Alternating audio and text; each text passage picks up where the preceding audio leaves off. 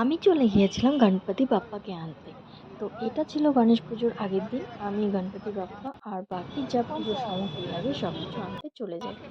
তারপরে পরের দিন সকালবেলা গণপতি পুজোর জন্য দোকানে গিয়ে সবকিছু রেডি করে নিয়ে পুজোয় বসে পড়ি। তো ঠাকুরমশাই চলে আসে সকাল সকাল। তো সব জোগাড় আমি একা হাতে করে তারপরে ঠাকুরমশাই পুজো করতে বসে পড়ে। এটা হচ্ছে নতুন পার্লারের পুজো। তো এই পার্লারের লোকেশনটা কোথায়? রয়্যাল ভিলা, যেটা চম্পাশাড়িতে আছে, দেবীডাঙ্গা যেতে রাস্তায় পড়ে। তো ওই রয়্যাল ভিলার অপোজিটে এই পার্লারটা খোলা হয়েছে।